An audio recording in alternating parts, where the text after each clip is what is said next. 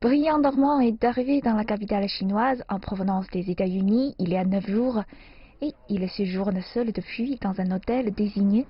Un jour, il a reçu un dépliant. L'autre jour, j'ai ouvert ma porte pour prendre mon déjeuner qui est livré tous les jours par un restaurant voisin, lequel est assez bon. Et j'ai repéré ce petit dépliant sur un groupe offrant des conseils psychologiques pour les gens qui se sentent, vous savez, déprimés à cause de leur isolement. Brian a découvert que Sunshine Partner, une organisation à but non lucratif, travaillait avec l'association de psychologie sociale de Beijing pour fournir un soutien en santé mentale aux personnes en quarantaine. Brian nous a mis en contact avec les bénévoles travaillant pour l'organisation. Nous avons fourni un soutien psychologique aux résidents, aux villageois et aux médecins de Wuhan à partir du deuxième jour des vacances du Nouvel An chinois, et ce jusqu'au 5 mars. Puis nous sommes revenus à Beijing. Nous avons constaté que de nombreux étudiants qui étudient à l'étranger et des étrangers étaient revenus dans la ville, donc nous avons commencé à leur fournir un soutien psychologique.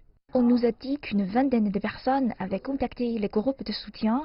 Certains étaient des étudiants étrangers, d'autres venaient juste de visiter le pays. Le bénévole dit avoir rencontré toutes sortes d'anxiété. Par exemple, une personne était inquiète parce que sur son vol, il a eu cas confirmé. Nous avons plusieurs façons de calmer leur humeur. Par exemple, nous leur disons de détourner leur attention en lisant des livres, des journaux. Et nous avons également organisé une activité autour de la danse disco en ligne sur WeChat.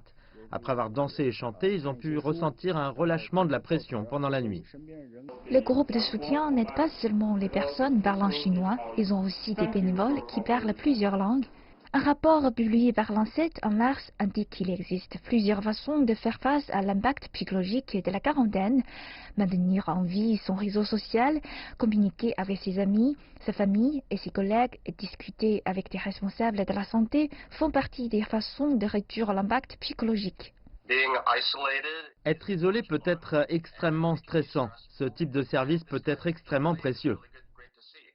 Bénévoles formés utilisant leur temps libre pour aider les autres dans le besoin.